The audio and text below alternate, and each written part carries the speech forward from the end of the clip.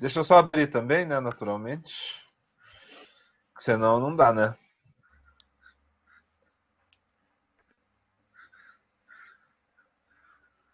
Eu demorei um pouquinho para entrar porque eu estava fazendo isso. Tem uma. Antes de começar, eu vou. Na verdade, eu vou abrir os três textos que eu coloquei. Dois deles eu vou. Bom dia, Yuri.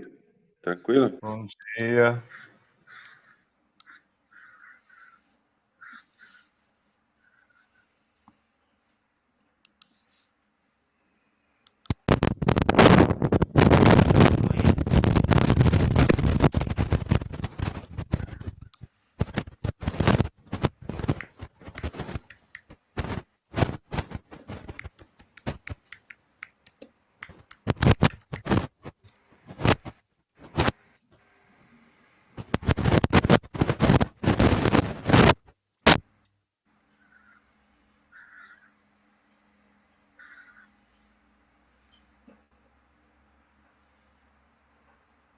Só um instantinho, tá, gente?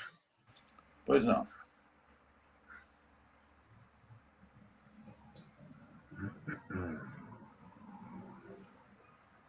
E, professor, é esse Pode todos os falar. rios, é esse todos os rios do mundo de Guimarães Rosa? Só um pouquinho. Talvez eu tenha posto o arquivo errado, tá? No Black. Vamos ver.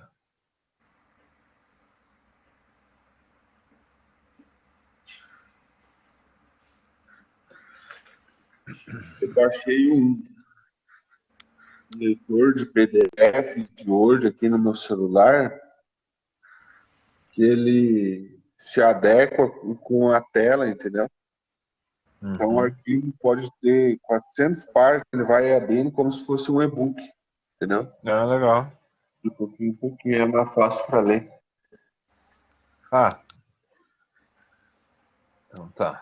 É que eu tinha aberto a primeira vez, ele não abriu, sabe? Só que daí eu tentei abrir a segunda vez, ele abriu os dois daí. Tava só trabalhando o computador. Em todo caso, deixa eu explicar uma coisa para vocês muito séria. Eu, nos últimos 2 dias, tive, além das obrigações normais, né, que a gente tem, e compromissos com outros colegas e textos e coisas assim que a gente sempre está fazendo, tive duas situações. Uma que eu tive que ir ao hospital com a minha filha na segunda noite agora, né, não a noite de ontem, mas a anterior. E aí também, por causa de uma situação dela. E também tive uma outra questão que também foi descoberta, né, há 2 dias atrás, não a situação de hospital, mas a situação de que eu vou ser pai. Então Que legal. tivemos um exame mais do que positivo, positivíssimo, assim. Nem Augusto Conte acreditaria nisso, de tão positivo que é. E daí o que aconteceu? Tive naturalmente ontem que ficar um pouco em função da organização de uma gravidez, né? Que não é tarefa fácil. Eu já tenho Chique isso, hein, currículo na professor? área, Que chique, eu já, senhor. eu já tenho currículo na área, mas cada situação é uma situação, né? Então temos que tomar o rumo, né? Ontem já fui na médica, né? Como se diz? Agora até me fugiu o nome da especialidade enfim, né? Da médica que cuida desse tipo de coisa. E aí, isso significa assim que os meus 2 dias anteriores foram muito exaustivos, assim, tudo, né? Então, o resultado prático disso é que eu tive muito pouco tempo para finalizar o plano de ensino, que a minha intenção era fazer o inverso do que eu ia fazer, do que eu vou fazer hoje efetivamente, né? Que seria apresentar esse plano de ensino para vocês e depois na próxima aula fazer o que eu vou fazer hoje. Então eu vou inverter a lógica, porque a próxima aula ela já estava pronta, então ela virará a aula de hoje. Daí na próxima vez eu finalizo o plano de ensino, coloco no sistema. Tem até que dia? Só para... É 16, por acaso? Eu tenho Não isso em sei. outro lugar. Mas enfim, de um jeito ou de outro vai ter que ser no final de semana mesmo, porque não há outra alternativa mais, né? A gente só faz o que é possível. O impossível, né, fica para os artistas, né? Enfim, deixe-me então compartilhar aqui. Obrigado pelos os parabéns. Eu realmente estou bastante feliz. Não é uma coisa. Na verdade, a gente tinha programado, né, de essa gravidez, mas assim, gravidez é meio difícil, assim, é fácil quando você não quer, quando você não está esperando, né, quando é por acaso, daí tudo é muito fácil, até demais. Mas quando a gente quer, geralmente daí tem aquela enrolação, né? Fica uma expectativa aí, sei lá, um ano e meio, daí começa a pensar o que que está acontecendo com a gente, que não dá certo. Não, a gente tirou a pílula na primeira oportunidade, como diria o Schopenhauer, né, a vontade, né, daquele pequeno ser desejando nascer, né? Então ele resolveu rapidamente se introduzir na realidade, né, na efetividade mesmo, não só na minha realidade psíquica, porque não é uma alucinação, de acordo com os exames, é efetivo mesmo. Resolveu vir o mais rápido possível, né? Que já estava esperando há muito tempo. Então, olha só, eu vou.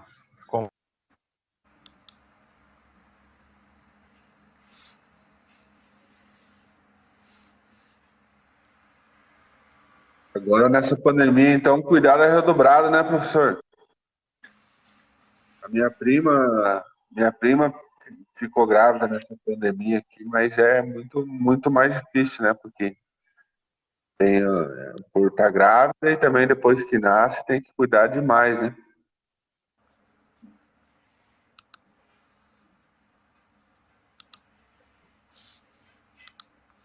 O homem caiu? Parece que sim.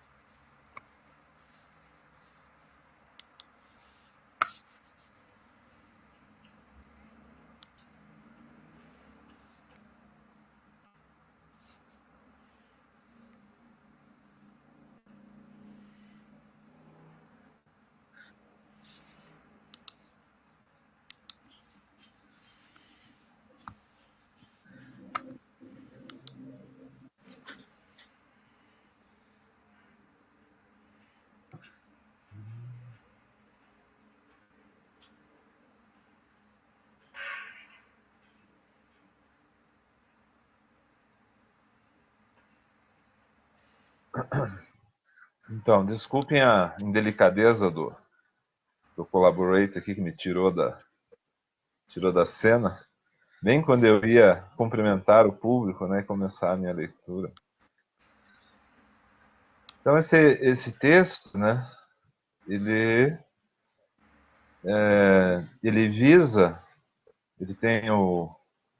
Vocês me escutam bem nessa volta? Escuto, sim. Tá, beleza. Ele tem a necessidade ainda, como eu disse, de ser revisado, né, e acrescentadas algumas coisas, mas eu acho que dá para a gente fazer uma leitura e discuti-lo, né? E depois eu queria dar uma passada de olhos também no texto do Heidegger com vocês, A Origem da Obra de Arte, por uma razão. Ele é um texto icônico, assim, para a gente perceber a arte como um problema em si mesmo, né? Independente das outras questões filosóficas que giram em torno do problema da sensibilidade. Então, na disciplina de estética, a gente viu a arte de modo relativamente secundário em relação ao problema da sensibilidade e a distinção, né, dessas formas de sensibilidade em uma determinada forma de sensibilidade que é também expressiva e que produz, então, objetos artísticos. No entanto, é justamente isso, né, que aparece ali na disciplina de estética, exige um exame mais pormenorizado e um aprofundamento. Isso foi feito especialmente a partir do século XIX, né, especialmente, e de modo muito determinado a partir dos anos 60 do século XX, em função das inúmeras mudanças que o mundo da arte sofreu e em função da apropriação do discurso sobre a arte por parte dos artistas. Então, essa, vamos dizer assim, contínua, né, tensão, né, que vai surgindo no interior da própria arte, ela exige também a tarefa do pensamento. E quem disse isso com todas as letras e captou essa mensagem com muita clareza foi Hegel, né? Embora nada acontece de modo estanque, né? Nada acontece de modo... Não é que as coisas começaram com ele. Ele falou isso de modo muito distinto, assim, de modo muito claro. Né? Teve uma percepção muito clara disso. Então ele põe uma marca, não porque ele tenha sido o primeiro a ter a intuição disso, ou o primeiro a ter falado de alguma forma a esse respeito, mas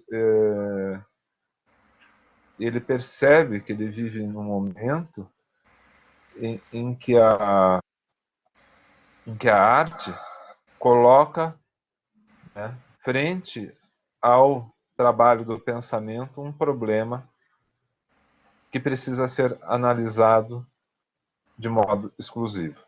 Não que ele não possa ser analisado, vamos dizer assim, num contexto mais sistemático de uma filosofia de um autor. Só que nesse caso também ocorreu uma mudança na própria filosofia. Os grandes sistemas filosóficos, né, a ideia de que você vai estruturar um sistema filosófico, e esse sistema filosófico vai, de certa maneira, estar fechado em si mesmo, né, num movimento autorreferenciado, e a partir do qual você analisa os objetos, e isso começa a cair por terra, especialmente com o pensamento do Nietzsche. Schopenhauer é uma espécie de ponto de transição, né? Ele ainda tenta estabelecer a filosofia de modo sistemático, né? E a partir daí a gente vê, né, com a filosofia contemporânea, uma filosofia que já não pretende mais, até mesmo porque isso se esgotou pelo próprio discurso, né? O próprio movimento, por exemplo, da crítica kantiana, da filosofia schopenhaueriana, eles implodem essa filosofia sistemática, né? E as investigações elas passam a ter uma outra característica, né? Que não é mais a tentativa da uniformidade, né? Então esse elemento de desconstrução das coisas ele começa a ficar muito mais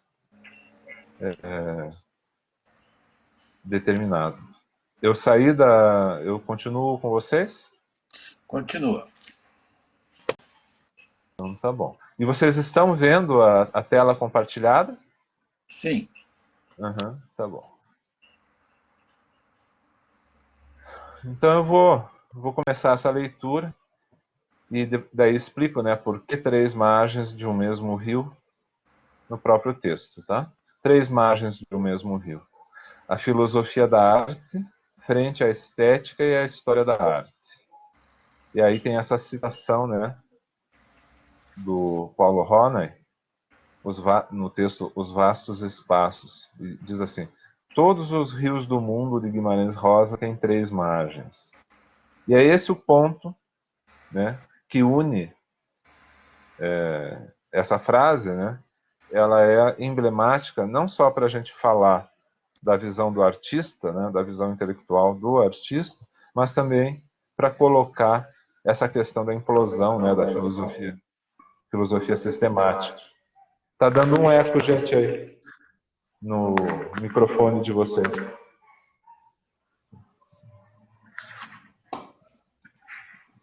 Alô? Eu acho que é o Silvio que está com o microfone aberto. Vejam aí, por favor, porque dá a sensação que eu estou numa caverna, né? O Platão diz assim: saiam da caverna, né? Então, ainda não falou essa frase. A ideia, né, dessa implosão, né, do sistema é também a implosão da linearidade, né, da unilinearidade filosófica. Então começa um pensamento que ele tenta ser um pensamento com 3 margens. Engraçado, né? Mas sempre ter essa possibilidade de uma análise do próprio pensamento e não apenas do conteúdo do pensamento. O próprio processo, né, com a introdução da psicanálise, né, com a ideia de uma filosofia da linguagem, né, você não investiga apenas o conteúdo do mundo, mas a própria forma da investigação está em jogo. Esse é um ponto, eu acho, assim, bastante determinante. Então, por isso, essa ideia de 3 margens, né? Não é apenas um movimento lógico, né, que vai produzir, a partir disso, uma determinada síntese, né? E essa síntese representaria, então, o produto do pensamento do filósofo. É também uma filosofia ou uma arte que questiona o próprio movimento do filósofo, o próprio movimento do artista, investiga não apenas o objeto, mas a própria investigação. Eu acho que isso aí é um ponto bastante determinante, né, na filosofia de Nietzsche, especialmente quando a gente pensa em termos de além do bem e do mal,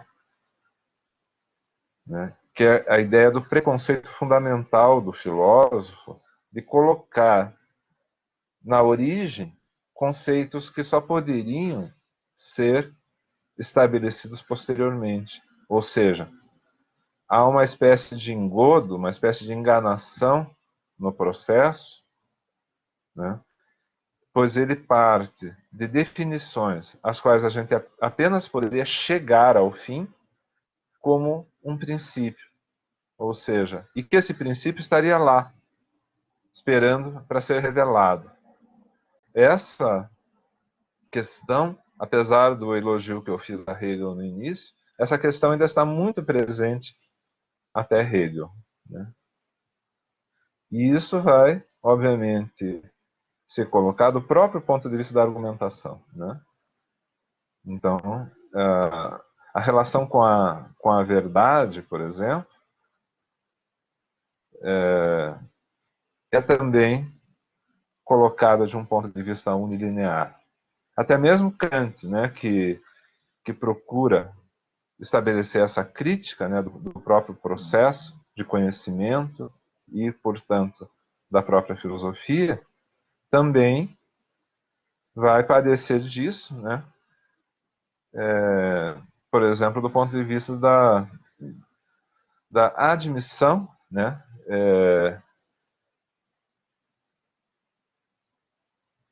de ideias da razão, no sentido assim que, ao lado do conhecimento empírico, que já nos proporciona algum tipo de metafísica, né, ele vai colocar a possibilidade de se pensar aqueles conceitos que não são imanentes, né, mas que podem, sendo ideias da razão, ser considerados, ao menos hipoteticamente.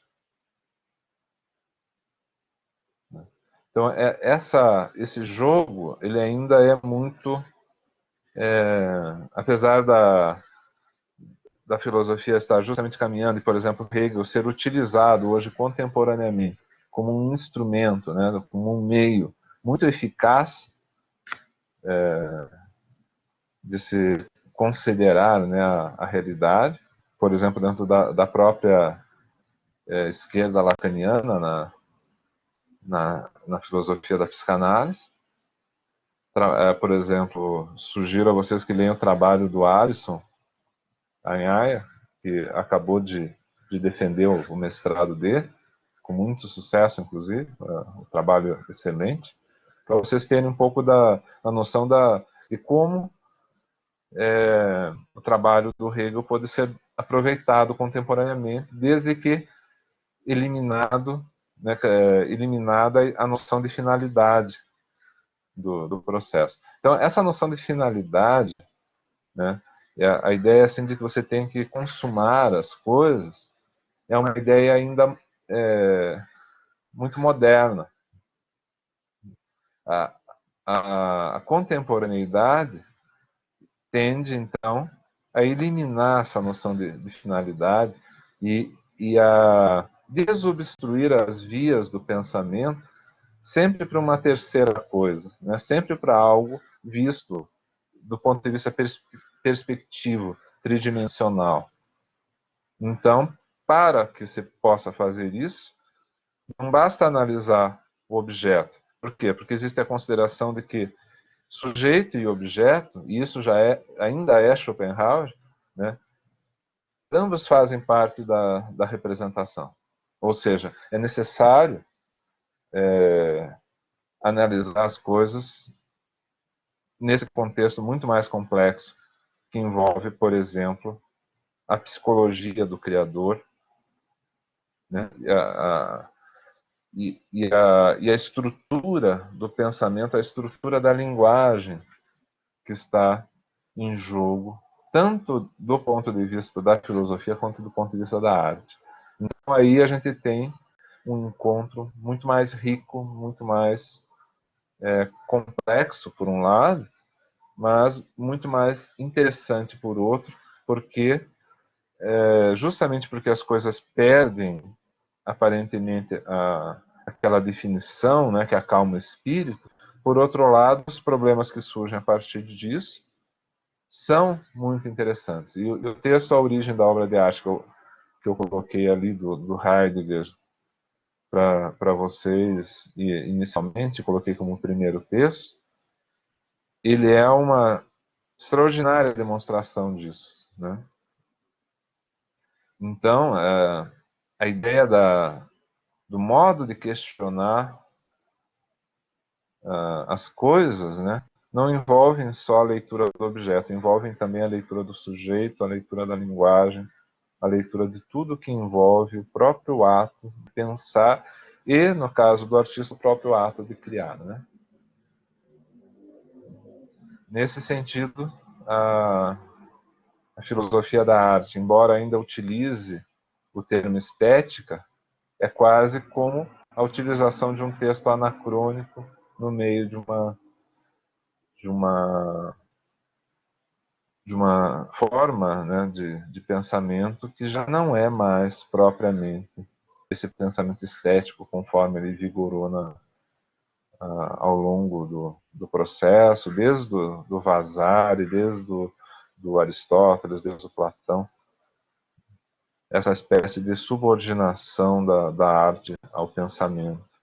Na verdade, chega um momento em que a própria filosofia também passa a ser olhada de modo mais artístico e que, de certa maneira, homenageia o próprio Platão.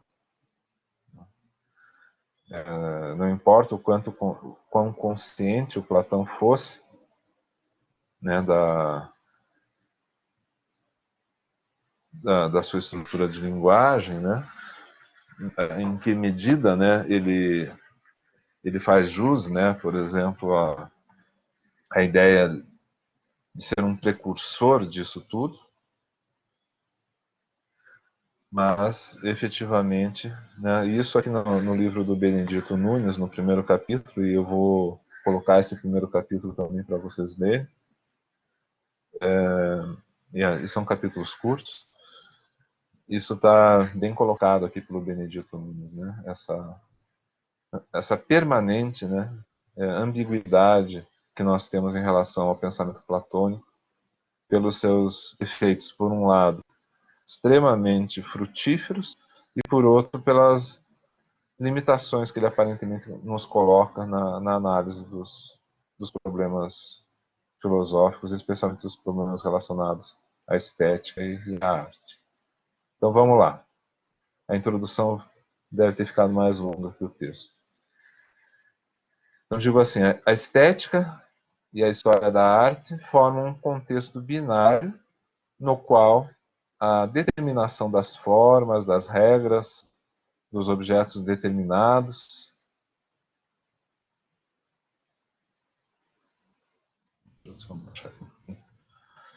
dos pressupostos e períodos históricos, da conformidade contemporânea a uma determinada configuração, que imporiam à arte atual um molde que podemos chamar, na falta de expressão melhor, de mundo da arte.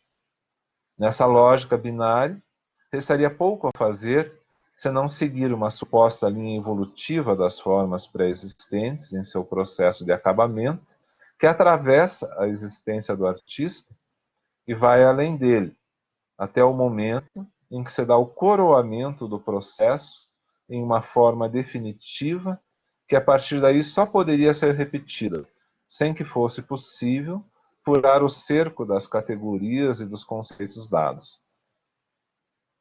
Em que consistiria, nesse sentido, uma terceira margem?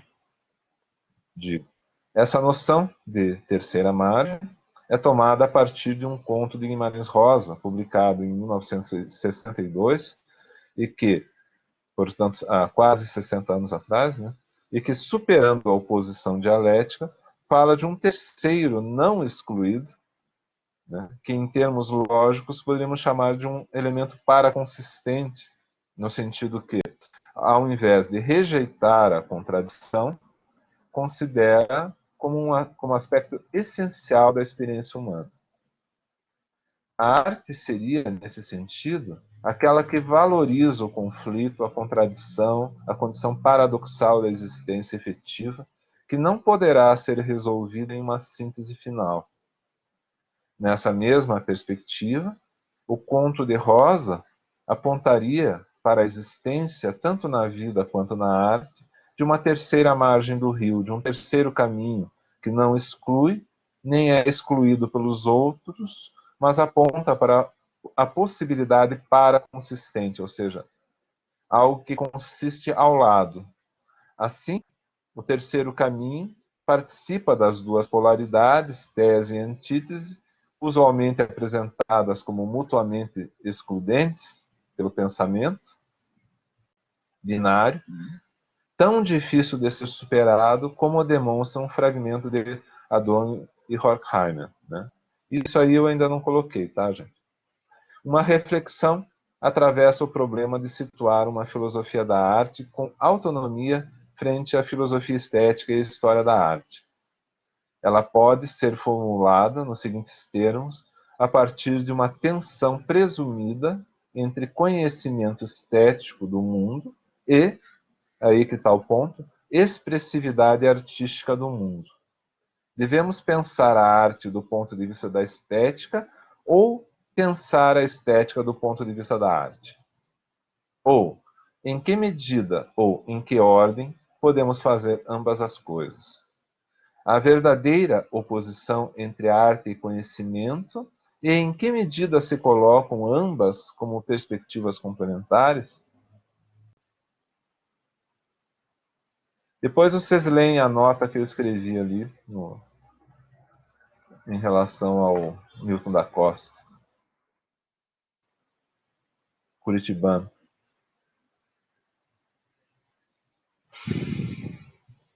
Outro eixo de reflexão correlato é o da relação da arte com a transitoriedade efetiva dos objetos e estados do mundo e das pessoas, também de formas de compreensão. E, inversamente, uma aspiração por permanência e por imortalidade, que foi formulada pelo poeta francês Charles Baudelaire em uma definição do belo. Algo, cito, entre o eterno e o provisório. Comecemos perguntando, então, se há algo de permanente na arte, no seu conceito, ou se cada forma de arte, em sua transitoriedade e permanência, engendra seu próprio conceito e suas próprias regras. Se os períodos históricos circunscrevem possibilidades, ou se há sempre aliada à tradição, à ruptura, à contradição.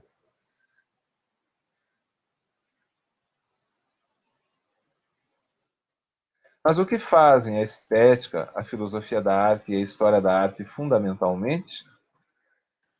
Tradicionalmente, a filosofia estética se volta para o problema da sensibilidade humana. E apenas nesse sentido, se debruça sobre o problema da arte e, a partir disso, ocupa-se da teoria da arte, especialmente a pergunta sobre o belo em arte, sobre a relação entre arte e natureza, sobre a intencionalidade do artista, sobre a técnica e, de modo vago, das regras, impostas ou livremente assumidas, da arte, implícitas na noção de mundo da arte, nas noções de mundo da arte, intencionalidade, períodos históricos da arte e assim por diante. Em outro sentido, a estética está em busca do estatuto da arte frente à filosofia política e à ética, especialmente em função dos sistemas filosóficos nos quais as teorias sobre a sensibilidade se acomodam e de acordo com as quais são respondidas as perguntas sobre a arte.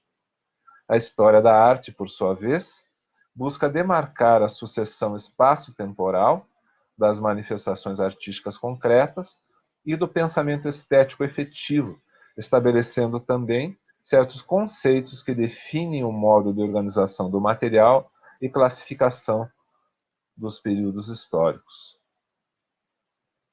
E aí vem o que mais nos interessa, né?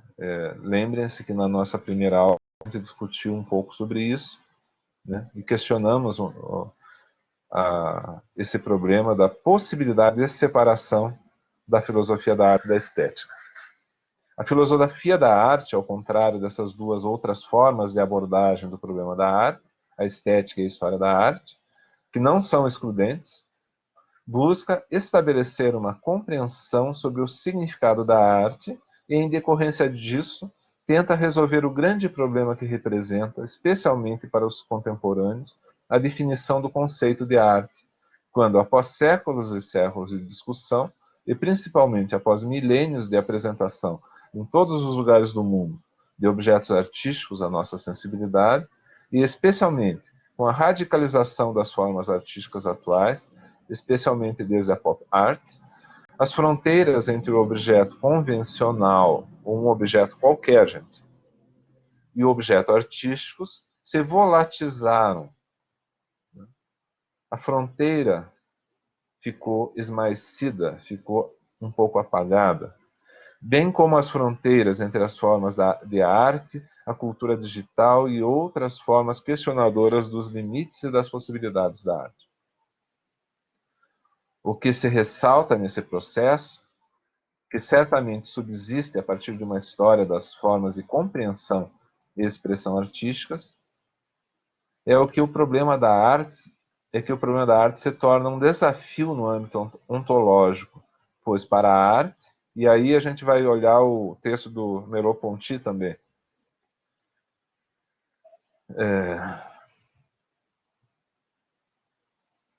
o problema da arte se torna um desafio no âmbito ontológico, pois para a arte trata-se especialmente não apenas de uma compreensão, mas também especialmente da possibilidade ou não da apresentação da experiência artística em sua verdade. O ser da arte, nesse sentido, persiste além do objeto e se realiza também em outros âmbitos e através de outras concepções. O poema, a obra musical, a peça teatral, a pintura, a obra artística em geral, buscam todas primeiramente colocar no mundo a natureza de seu ser íntimo como arte, independentemente de ser ou não um objeto artístico, ou por intermédio de outro meio qualquer, como nas formas que acontecem no contexto da indústria cultural, nas performances, na intervenção no espaço urbano e formas híbridas com objetos comuns e bens industrializados, bem como nas grandes sínteses, como o teatro, a ópera e o cinema. Se tudo é meio para a arte, o mundo da arte perde a referência dos meios e técnicas tradicionais. E isso mostra a força, né, através da qual a arte impõe-se ao mundo. E é a partir disso, a partir dessa compreensão de que a arte, e que já existia em Hegel, né, de que a arte se impõe ao mundo como verdade, e essa verdade não é uma verdade no sentido tradicional, uma verdade que se descobre, mas é, antes de mais nada, uma verdade que se desvela, ou que se expõe, ou que aparece. Né? Imaginem um ser que se materializa diante de vocês, por exemplo. Um ser que não, para o qual existem muito poucas referências no nosso mundo objetivo. De repente a coisa se materializa diante de vocês. Né? Esse é o poder da arte. Né? Quer dizer, é um ser que se materializa independente de ser objeto. Né? E isso não é uma coisa que tenha sido sempre assim, quer dizer, compreendida sempre dessa maneira. Essa é uma compreensão muito contemporânea do problema. E eu queria que vocês me ajudassem a discutir isso ao final.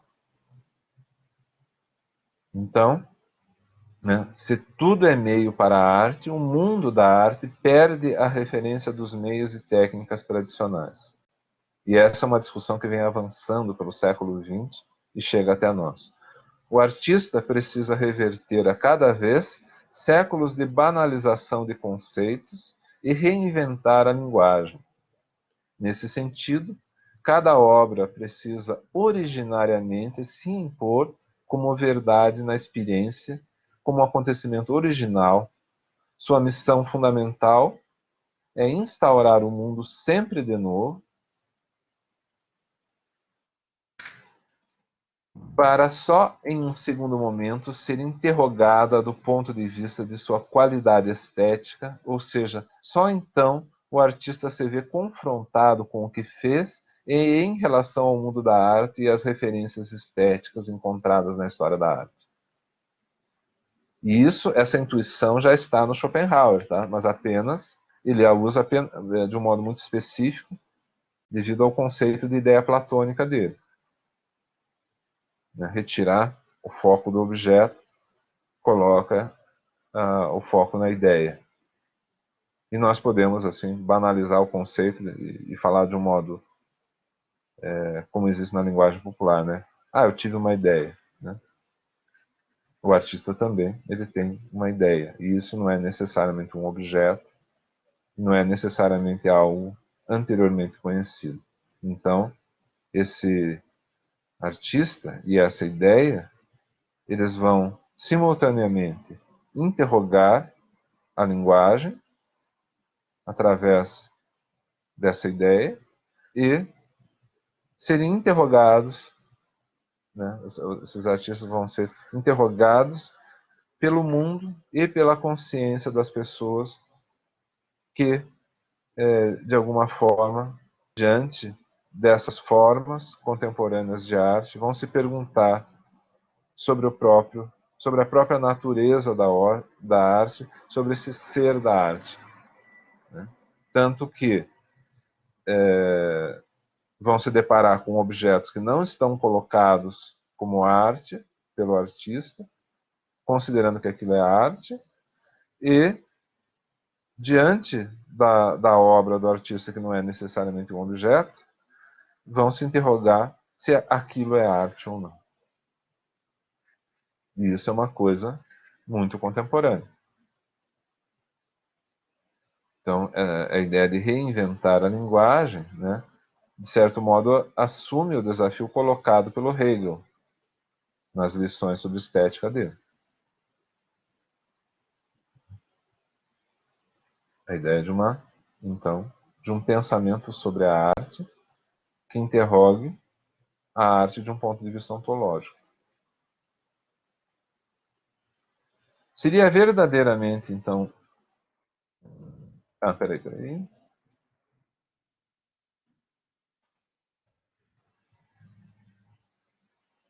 Nesse sentido, cada obra precisa originariamente se impor como verdade na experiência, como acontecimento original. Sua missão fundamental é instaurar o mundo sempre de novo, para só em um segundo momento ser interrogada do ponto de vista de sua qualidade estética, ou seja, só então o artista se vê confrontado com o que fez em relação ao mundo da arte e as referências estéticas encontradas na história da arte. Repito. Seria verdadeiramente absurdo subordinar o ato artístico a uma forma estética previamente determinada, o que condenaria a arte a repetir eternamente as suas formas reconhecidas, o que de fato consistiria no fim da arte. Né? Mas a arte, né, após Hegel, se recusa a aceitar o diagnóstico do fim da arte, mas ao mesmo tempo está cada vez mais próxima, exatamente nesse ponto da história, que é um ponto da história da arte. Por isso que eu digo que as coisas elas não estão estanques, né? E a gente precisa manter essa tensão do pensamento para entender que mesmo esse pensamento também se coloca do ponto de vista da história da arte e pode ser analisado de um ponto de vista estético, mas coloca então fortemente essa questão, porque a arte foi desafiada, embora ela não esteja dando uma resposta a Hegel diretamente, né? Mas ela é desafiada filosoficamente por Hegel e, curiosamente, sem intencionalidade, né? Os artistas não se reúnem como políticos, né, para tentar combater o que foi dito sobre eles e contra-argumentar, mas não, simplesmente na sua existência, na sua própria existência, já dão resposta ao problema formulando outros problemas, né? Então, há uma espécie de maturidade da linguagem quando ela se compreende como linguagem. E isso é uma coisa muito contemporânea nossa. É diante desse dilema que se encontra a arte contemporânea, ou da sua autoimposição ou não como obra de arte, já que não existe a referência, né? A referência prévia, a referência estética. Pois é isso o que vai possibilitar um ponto de vista estético ou historiográfico sobre ela, na medida em que as fronteiras entre o objeto artístico e o objeto comum se dissolveram, e na medida em que a arte também se apresenta de forma independente de objetos ou formas historicamente determinadas. Nesse sentido, o pensamento estético e a sua história, bem como a história da própria arte, ajudam o pensamento, especialmente desde Hegel e Schopenhauer, a pensar o significado da arte e de seu conceito. Se a estética busca a delimitação do conceito da arte e sua conformidade a certas regras, sejam regras formais da arte, sejam regras estabelecidas para o pensamento sobre a arte, a filosofia da arte busca responder por que a arte em si mesma não se conforma jamais com a perda de sua autonomia por determinações estéticas ou morais, ou mesmo políticas, e sobre por que é tão difícil estabelecer a fronteira entre representação e apresentação, né, uma Darstellung no contexto artístico. Especialmente agora que o objeto artístico perde considerável importância em arte, e para coroar todas essas questões, com forte acento paradoxal, por que é tão difícil em termos contemporâneos, quem sabe impossível, determinar um conceito de arte positivo, que não traga em si mesmo a sua própria contradição e até mesmo a sua negação imediata, justamente por tentar se positivar. A discussão, então, é também pelo questionamento do próprio posicionamento da reflexão sobre o sentido que a arte e seu conceito podem adquirir frente a nós, e sobre a forma dessa presença perpetuamente instauradora de formas e significados que a arte nos proporciona. Sem dúvida, essa filosofia da arte estará para sempre unificada ao pensamento estético, ao ponto de, muitas vezes, descuidadamente, usarmos os termos interpolados, isto é, trocarmos um pelo outro. Mas segue-se a advertência inaugural de Hegel, para quem utilizar a palavra estética seria problemático, por essa se tratar originariamente de uma ciência da sensibilidade, e, nesse sentido, não contemplar o problema do fazer artístico e do que ele revela ao horizonte filosófico, em termos de apresentação de uma forma de verdade que oferece ao pensamento aquilo que se apresenta ali como autenticidade de expressão, verdade em seu nascedouro, em fase de revelação. Para Hegel, a arte não tem outra missão além de oferecer a percepção sensível o verdadeiro, tal como existe no espírito, o verdadeiro na sua totalidade, na sua conciliação com o objetivo e o sensível. Então, essa fonte originária que se abre à metáfora expressa através da manifestação artística, coloca o mundo sempre de novo frente ao pensamento, como linguagem instauradora de mundos, que depois se apresentarão também como formas sensíveis e objetos reais, assimilados nas diversas culturas, engendrando estéticas e narrativas históricas. Do mesmo modo, para Hegel, a história é contingente. A arte, porém, coloca diante de nós as forças eternas que regem a história. Sua tarefa é levar os mais elevados interesses do espírito à consciência. Porém, a arte, apesar de sua posição elevada no entendimento hegeliano, ainda está conectada ao sensível, o que não impede que haja uma versão mais profunda da verdade que a arte expõe, na qual ela não é mais aparentada ao sensível.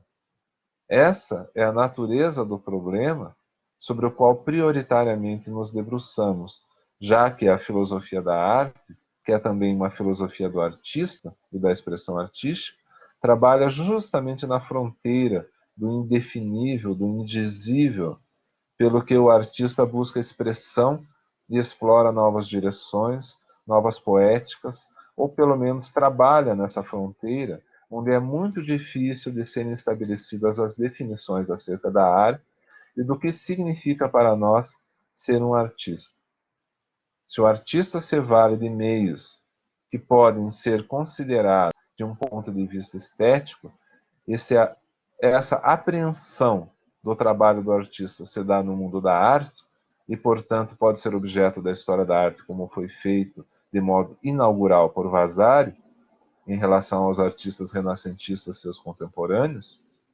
Ainda assim, a materialidade desses meios, ou a artisticidade deles, estão em questão e, inversamente, questionam nossa capacidade de refletir sobre eles de um ponto de vista filosófico, o que apenas torna mais interessante fazê-lo, seja pela dificuldade da empreitada, seja pelos horizontes que se abrem desde que aceita o desafio. E esse desafio pode ser transferido também, por influência do pensar sobre a arte, aos outros ramos do pensamento que reivindicam pluralidade, normatividade e perspectivismo. A fronteira entre o rigor filosófico e científico e o aspecto idealista da abordagem do problema do conhecimento, após Hume, Kant, Schopenhauer, Nietzsche e Canguilhem, por exemplo, exigem de uma teoria do conhecimento a artisticidade e, igualmente, o reconhecimento da plasticidade do processo estético ligado à criação das teorias científicas e das filosofias. De todos os frutos, né, do pensamento e do interesse do ser humano acerca do mundo e a respeito de si mesmo também. Essa contribuição do pensamento sobre a arte ao conjunto do pensamento humano na modernidade e na contemporaneidade justifica o interesse que temos em refletir em que consistem a arte e o artista em termos fenomenológicos e em termos de seu significado para além da estetização dos processos. Isso é, o que são a arte e o artista, além de suas existências manifestas e além das formas e processos utilizados para concretizar a arte e o artista como fenômenos efetivos e que podem ser referenciados no tempo e no espaço, de acordo com a filosofia, a história e com as ciências que explicam os fenômenos sensíveis e engendram processos e procedimentos específicos, como também a criação e a escolha de materiais utilizados na realização das obras específicas.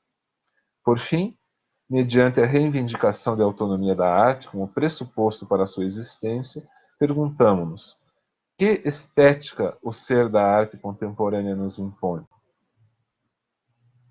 Esse ser, em seu acontecer perpassado pela tecnologia e pelo peso histórico das formas artísticas, que inclusive modificam profundamente o ambiente pela sua participação, por exemplo, no desenho urbano, na manufatura de novos objetos de consumo, na relação com as imagens e com o mundo virtual, é de novo colocar em risco a cada vez que um artista recoloca o mundo e, num duplo movimento, retira o mundo pré-existente de seus gonzos, atravessado pela arte, que se torna parte das novas paisagens da cultura e dos novos modos de ser das pessoas. Portanto, a arte é um legítimo meio transformador de nossa humanidade em sua irrupção dinâmica, talvez o mais importante deles, devido às suas características.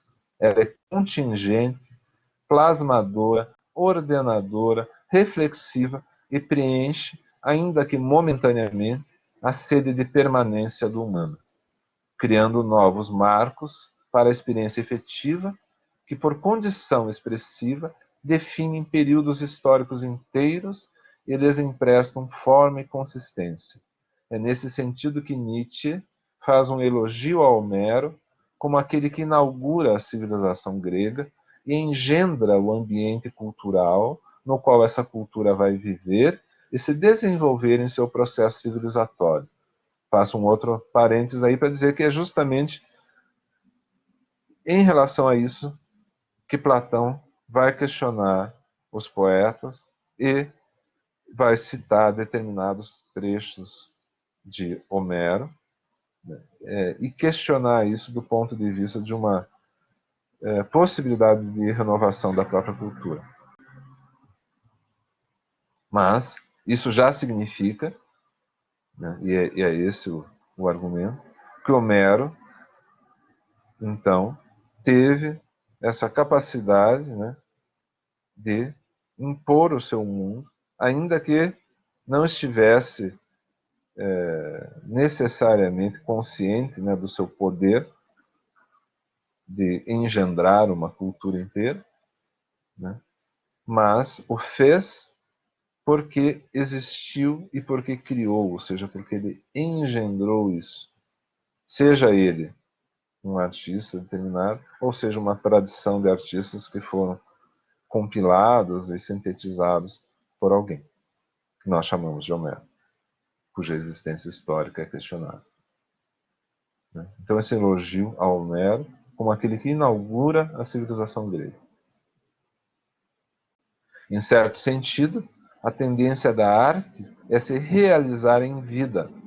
A síntese entre arte e vida não é apenas uma perspectiva utópica buscada por artistas como Mondrian. Ela é também algo efetivo na medida em que ela, a arte, justamente em sua especificidade, em sua radical autonomia, fornece um molde ao qual se aclimatam tanto a indústria como a paisagem urbana e as formas reais ou virtuais que emprestam realidade a um informe mundo das possibilidades de existência humana que, ao se emancipar da natureza, foi condenada simultaneamente à liberdade e à sua radical negação. A persistência das formas que se neutralizam em formas de repetição, forçando o declínio das forças expansivas da cultura. Naturalismo. É contra isso que o artista se insurge em seu movimento rumo à criação de novos alvos para a arte, bem como de novos meios e motivos para seguir adiante em sua expansão do contexto da transitoriedade de todas as formas.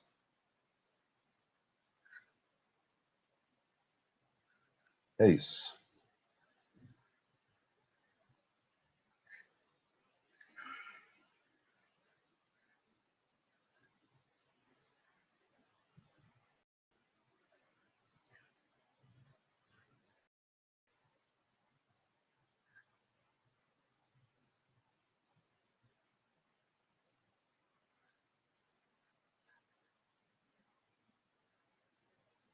Estão me ouvindo, gente? Sim, estamos, professor. É que eu tive aqui um piripaque no meu... A gente dúvida, né? Mas isso é a própria condição, né? Eu acho que se a gente usar isso que aconteceu agora aqui como uma imagem, né, para nossa própria perplexidade, né, diante dos meios, a gente vai olhar e perceber que isso está na condição da própria filosofia, essa artisticidade, né? Porque ela nasce do espanto, o espanto filosófico, né? Então, esse espanto filosófico que vai se traduzir em linguagem filosófica, né, também é, em certa medida, o espanto através do qual, né, o ímpeto à criação de novos mundos possíveis vai surgir na arte também. E isso, embora pareça, de certo modo, disfarçado na filosofia e também na ciência que disso segue,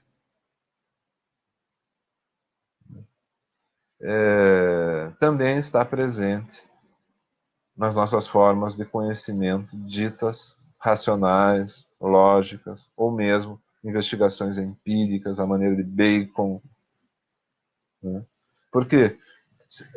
Ainda que Bacon não admita, né, e ele parta da ideia de uma investigação empírica, é necessário que se coloque um objeto para a investigação.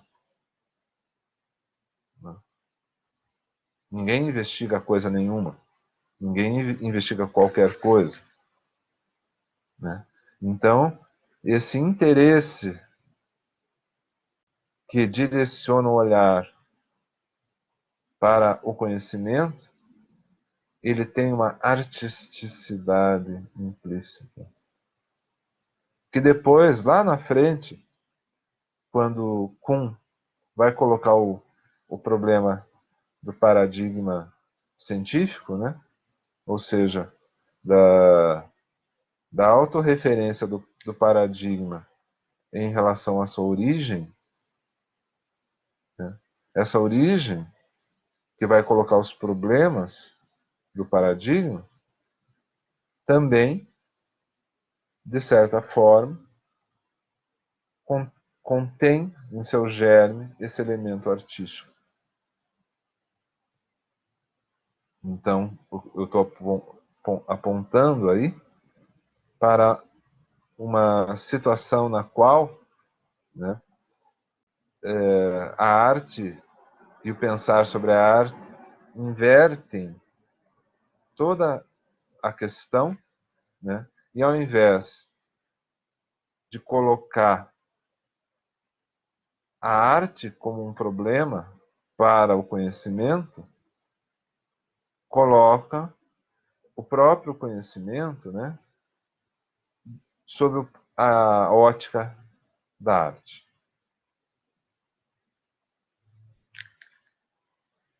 E agora eu gostaria que a gente pudesse conversar, aproveitar.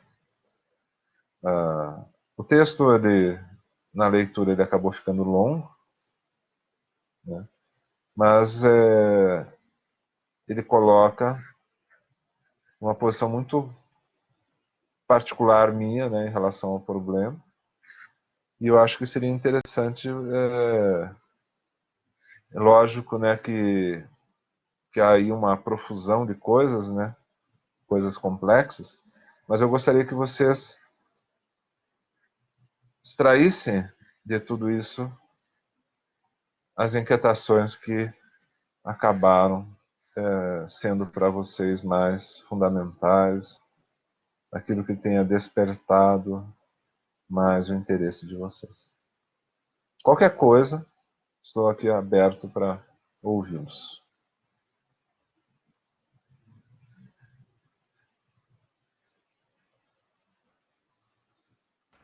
Achei interessante assim, essa sua colocação de que você, ao observar, ao realizar uma experiência, necessariamente você coloca um olhar artístico sobre o objeto. Para mim, isso aí realmente foi tipo uma novidade, assim, né?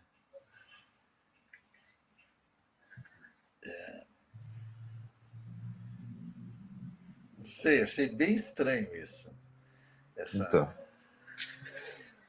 Então, Erasmo, se você pensar em termos cartesianos, né?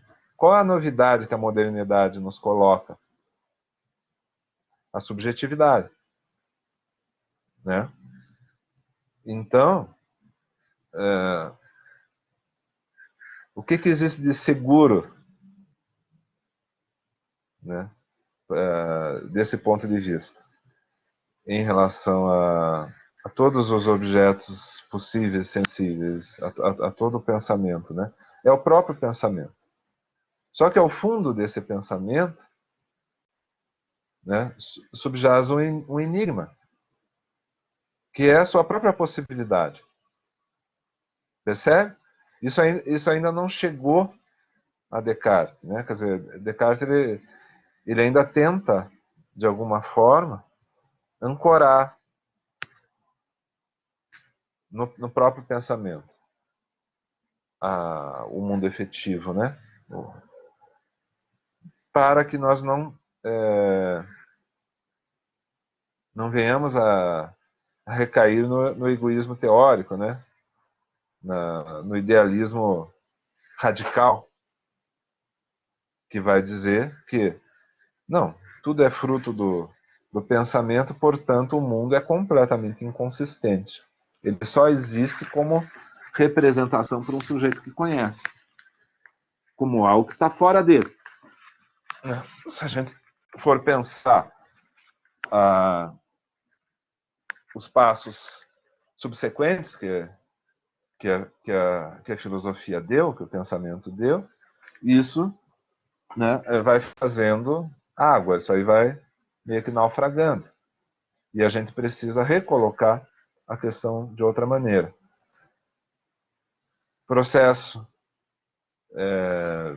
resulta, em termos filosóficos, em coisas tais como a filosofia do Nietzsche, que vai, né, de certo modo, implodir os próprios fundamentos de linguagem, né? Vai denunciar a linguagem como linguagem. E aquilo que é tomado como uma verdade, e até mesmo como uma última âncora, que é o próprio pensamento, também vai ser colocado em questão. Né? E é por isso que a artisticidade do pensamento começa daí a ser discutida.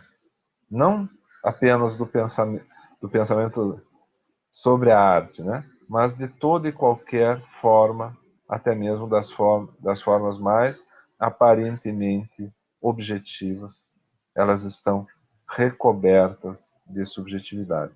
E que nós não devemos recuar diante disso.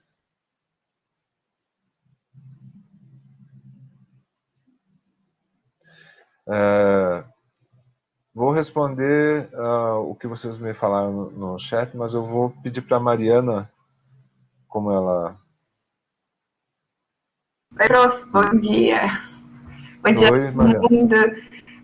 O texto do professor explodiu minha mente, porque eu, do curso de História, e alguns de Filosofia, estava fazendo a letiva em História da Arte, e como você colocou ali dentro do texto, tive uma interpretação, assim, comentando com meu colega, que a história da arte ela racionaliza o conceito estético ao passar da história, diferente do que a filosofia da arte ela quer trazer, né? Que é totalmente o oposto, não quer falar sobre a estética da arte, ela quer falar sobre essa vulnerabilidade dessas incertezas, mas sem deixar out das ideias, né? Sempre trazendo nomes e conceitos, mas que não deixe perdido, porque está tendo muitas discussões ali, tá propriamente dito ali da matéria, que tem muito muito certo, tipo, muito redondo, a história da arte é assim,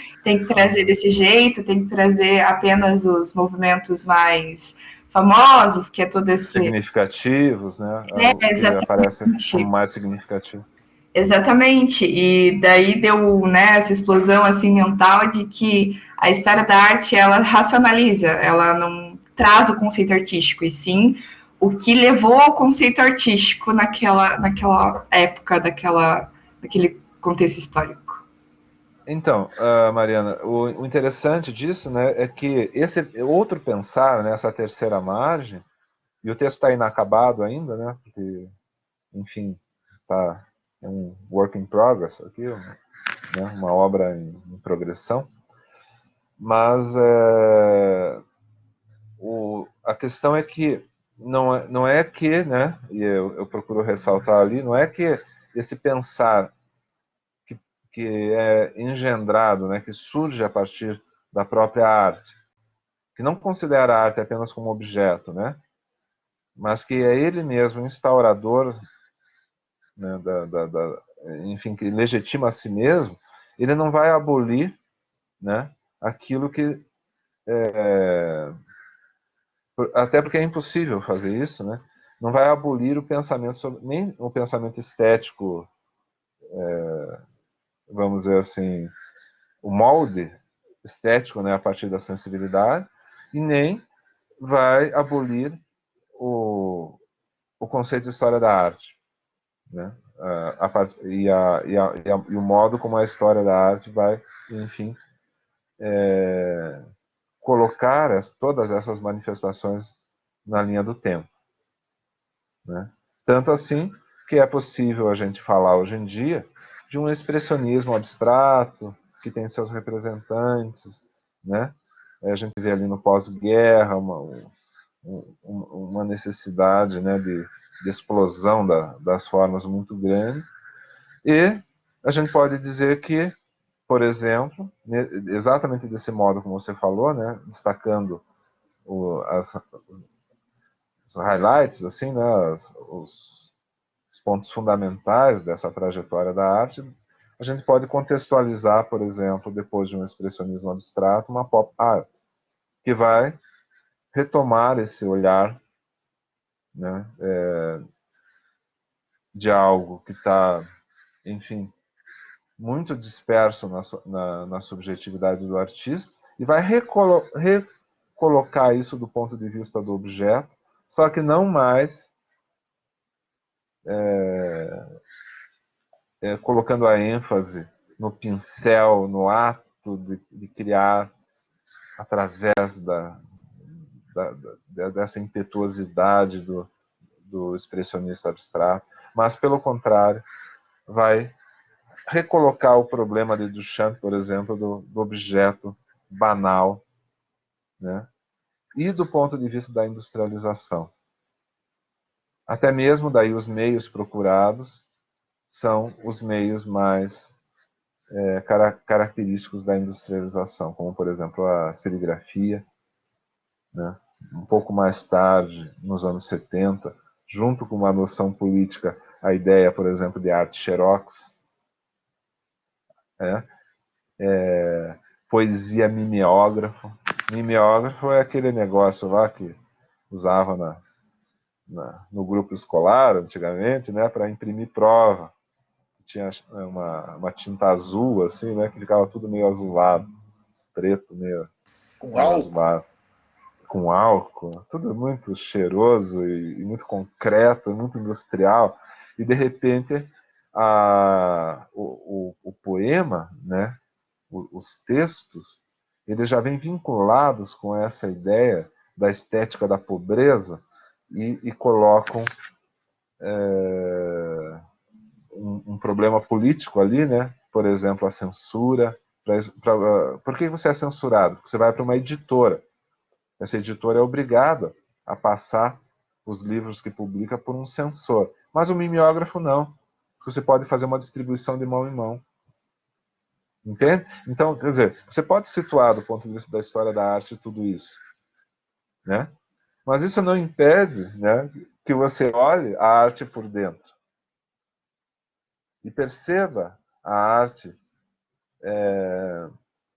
tanto refletindo sobre o mundo, sobre a história da arte, sobre a estética, sobre a política, sobre a ética, mas em seu próprio movimento, criando mundos para que nós possamos neles viver. Interessante, né? Por quê? Porque não é uma questão de você abolir os outros olhares. Muito pelo contrário. É você dar efetiva autonomia a esse olhar, e uma autonomia que já vem sendo reivindicada, vamos dizer assim, tropegamente, né, meio nas entrelinhas dessa história da arte, desde Platão. Então é isso que chama bastante atenção. Eu vou recuperar um pouco, então, aqui o que vocês escreveram no chat, tá? Para que a gente possa... A Stacy vai dizer que creio que como a humanidade é dinâmica, a arte acaba sendo um movimento dinâmico da mesma forma. Bom, quando a gente situa a arte justamente de um ponto de vista ontológico, né, a gente vai ter que se perguntar justamente, né, sobre esse caráter enigmático da arte, né? O David também comentou algumas coisas na outra aula que vão um pouco nesse sentido. Esse caráter enigmático da arte, que na verdade é o caráter enigmático do próprio surgimento do humano como humano, né? Não é simplesmente um ser intuitivo que vai se comportando de acordo com o que aparece na efetividade, com as armas que tem.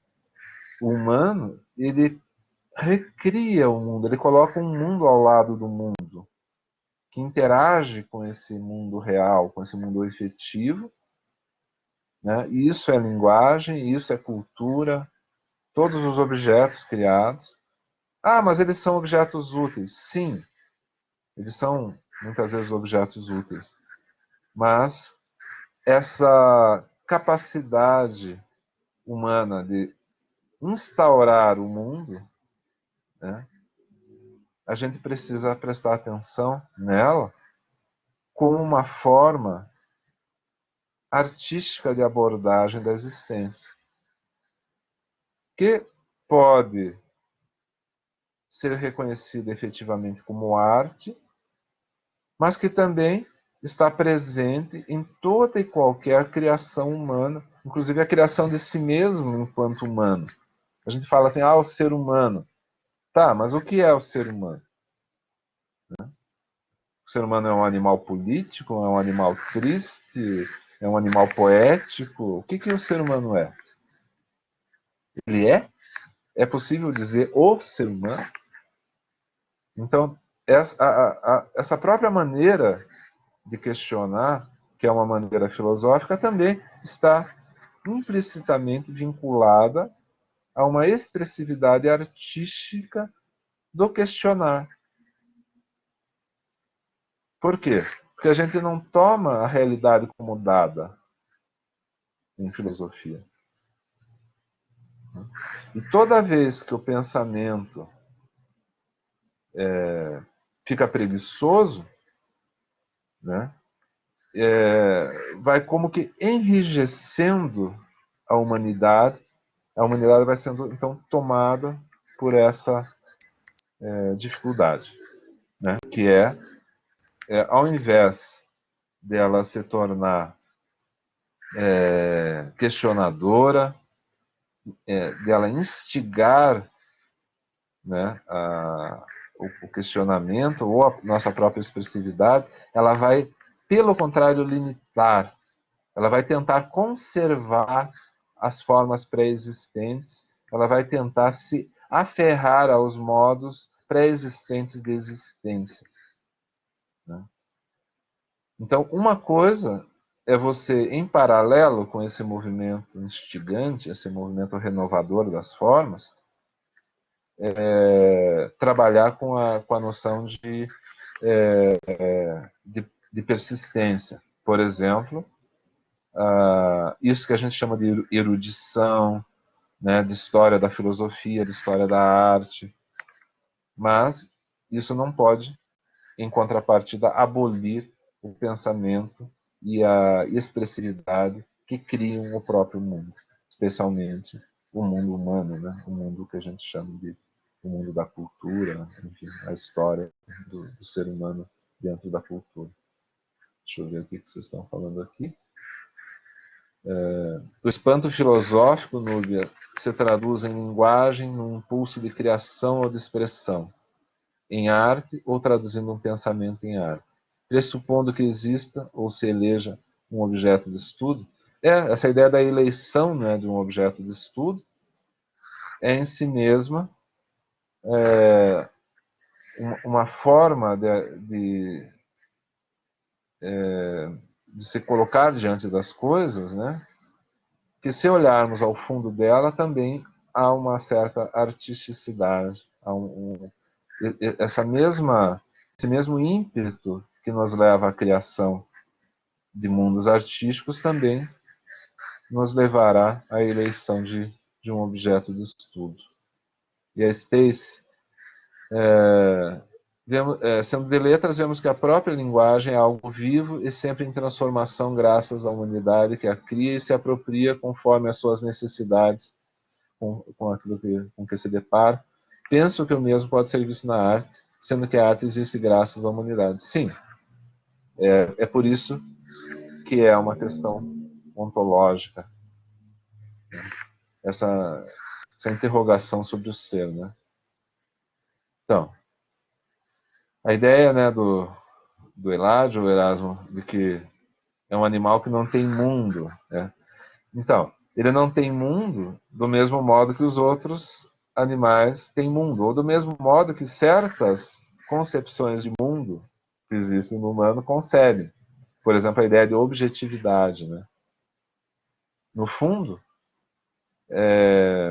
entender a subjetividade, né, como uma persistente, né, como uma permanente criação do próprio mundo, mesmo que a partir de referências, porque, por exemplo, um pincel é uma referência, uma fórmula matemática é uma referência, tudo isso é evanescente, não necessário, né? É isso aí. Lucas, as suas risadas ali são uma intervenção artística na aula. Né? Por quê? E a gente está chegando aqui ao limite, né? Porque quando você coloca de 2021, bom, a nossa própria época é uma época que expõe assim, nós vivíamos ali uma espécie de entorpecimento das formas, né? Como se o ser humano fosse persistir normalmente, como se nada fosse acontecer de tão grave, e etc, etc, né? E de repente a humanidade é obrigada em uma semana, né, a PUC, por exemplo, a se reinventar, né? A reinventar suas linguagens. Olha o esforço que a gente está fazendo para persistir em aula, né? Não só nessa disciplina, mas em todos os lugares, todas as discussões didáticas, né? Como que a gente vai se colocar diante desse desafio? Isso, né, é a humanidade sendo obrigada a ser, né, um pouco a revelia, um tanto mais artística, um tanto mais questionadora das suas formas, e o que revela a natureza evanescente dessas formas, apesar delas persistirem no espaço e no tempo, como a gente pode perceber através da história da filosofia, da história da arte, né? Enfim, da própria história do pensamento, da ciência. Gente, obrigado por terem me acompanhado até aqui. Desculpem pelo aspecto, assim, né, talvez até meio excessivo do que foi trazido aqui hoje, mas é que é para realmente detonar, né, no sentido assim de uma espécie de abre-alas, assim, né? Comissão de frente da disciplina. Sabe? Como se fosse um desfile carnavalesco, assim. Uma comissão de frente. Depois dessa, a gente vai ter que começar daí a pensar de modo um pouco mais específico. Então, pediria a vocês que dessem esse texto, A Origem da Obra de Arte, do Heidegger, traduzido pela Laura, que foi uma colega de mestrado que eu tive na Universidade Federal há muitos anos atrás. Tá? Dê uma olhada, pode dar uma olhada no texto, que ela escreve a respeito do texto também. Isso foi a tradução, e o texto sobre a tradução foram o mestrado dela. Belíssimo. Tá bom? Um abraço a todos e um excelente final de semana para vocês. Até a semana. Até mais. Professor, Até mais. Um texto para disponibilizar sobre a diferença de técnica e estética?